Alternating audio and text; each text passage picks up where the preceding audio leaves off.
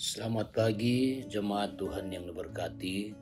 Salam jumpa pagi ini Kamis tanggal 18 Agustus 2022. Semoga kita semua dalam keadaan sehat-sehat. Kita akan memulai lagi aktivitas kita pagi hari ini dengan keyakinan bahwa pertolongan kita adalah dalam nama Tuhan, Pencipta langit dan bumi serta segala isinya.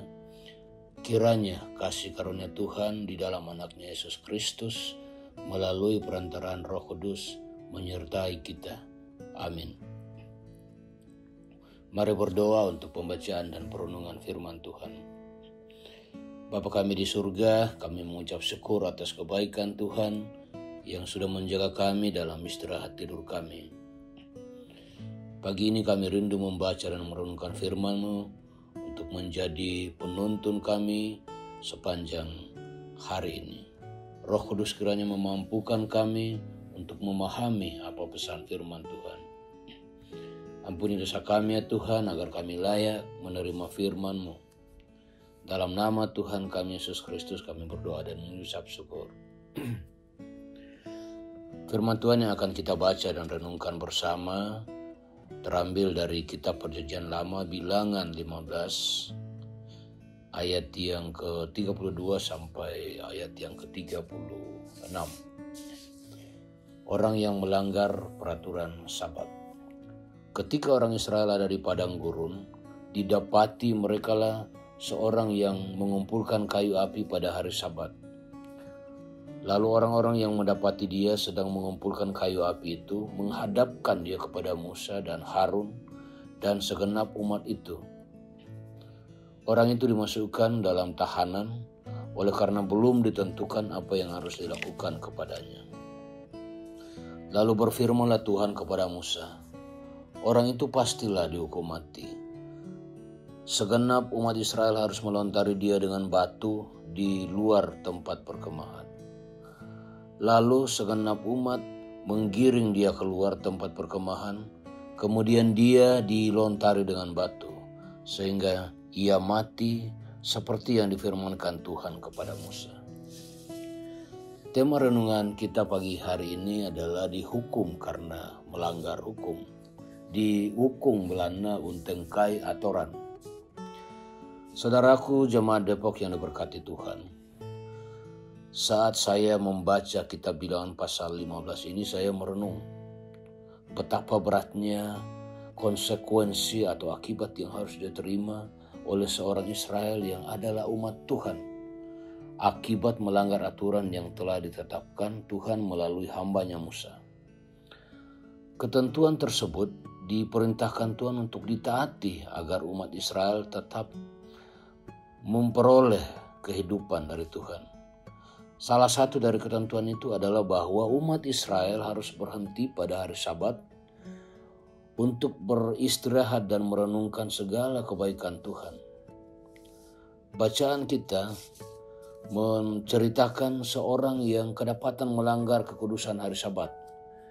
Dia tetap melakukan pekerjaan mengumpulkan kayu api di padang gurun saat itu. Konsekuensi yang harus diterimanya adalah hukuman mati dengan cara dilempari batu atau dirajam sampai mati.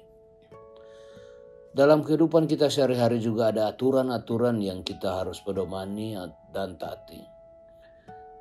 Jika kita melanggar peraturan tersebut, maka ada akibat hukuman yang harus kita terima. Bagi kita umat Kristen, firman Tuhan adalah pedoman yang harus kita taati dan lakukan. Sepanjang kehidupan kita berjemaat tentu tidak ada satupun dari kita yang tidak pernah melanggar firman Tuhan. Mungkin kita bahkan tidak punya waktu sedikit pun untuk berhenti sejenak merenungkan kebaikan Tuhan, berdoa dan membaca Alkitab. Atau mungkin juga kita sering lupa menyisihkan sehari dalam seminggu untuk beribadah kepada Tuhan. Meskipun itu hanya untuk 1 atau 2 jam.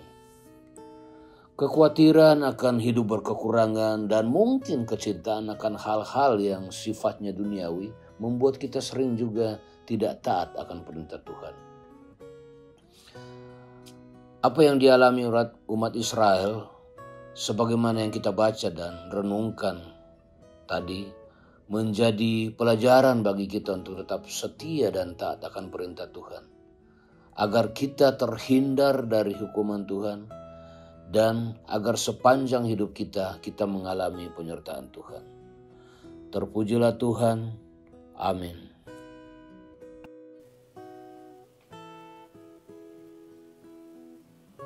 Demikianlah firman Tuhan, saudara-saudara, sebagai sapaan pagi dari Majelis Gereja pada pagi hari ini. Kiranya kita semua terberkati oleh firman Tuhan ini. Mari kita berdoa. Kami bersyukur pada pagi hari ini Tuhan, karena Engkau telah melindungi kami dalam beristirahat dan kemudian kami boleh bangun.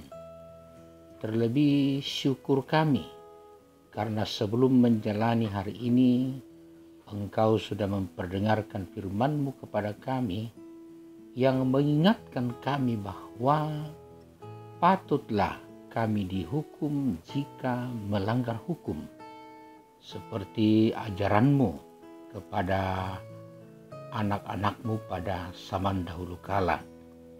Biarlah firman Tuhan yang luar biasa ini yang telah disampaikan oleh hamba-Mu, Bapak Penatua Matius Tangyong, sungguh-sungguh mengambil bahagian dalam hidup kami, sehingga kami selalu menyadari bahwa hukum Tuhan itu sangat mengerikan jikalau terjadi dalam kehidupan kami, dan kami akhirnya menjadi orang-orang yang taat melakukan kehendak-Mu.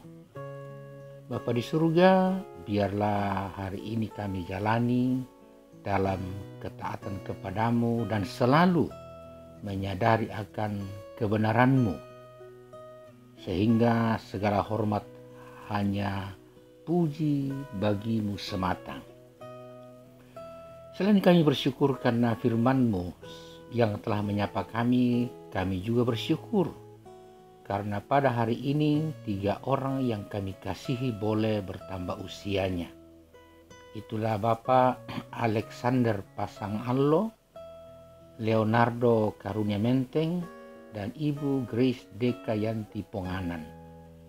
Kiranya dengan pertambahan usia mereka, berkat Tuhan terus bertambah dalam berbagai bentuknya, sehingga Engkau terus dipuji dan dimuliakan. Demikian juga Tuhan, bahwa di tengah sukacita kami terus menyerahkan pergumulan dan pengharapan kami akan orang tua, saudara, anak-anak kami yang sementara sakit, entah dirawat di rumah sakit maupun dirawat di rumah. Engkau Allah yang Maha Tahu dan Maha Kuasa, karuniakan kesembuhan kepada mereka, dan pakailah para medis, keluarga, makanan, minuman, dan obat-obatan untuk kesembuhan mereka. Kami percaya bahwa dalam Engkau, jangankan kesembuhan yang orang mati pun Engkau bangkitkan. Karena itu kami memohon, kasihilah dan sembuhkanlah semua orang yang kami kasihi yang sedang sakit. Tuhan, pelihara kami menjalani hari ini. Biarlah kami sebagai sidang jemaat-Mu di Depok boleh terus menjalani hari ini dengan baik dan benar. Doa kami untuk segenap keluarga kami dimanapun berada, kasih sayang Tuhan kiranya terus berlimpah-limpah untuk mereka. Biarkanlah hari ini Tuhan menjadi hari yang penuh berkat, dengan suksesnya kami dalam pekerjaan pendidikan, bahkan boleh melewati pergumulan seberat apapun. Kami juga berdoa terus untuk negeri ini, untuk dunia milik-Mu ini, untuk semua orang yang terus berjuang untuk hidup lebih baik dan berjuang untuk menaati hukum-hukum Tuhan.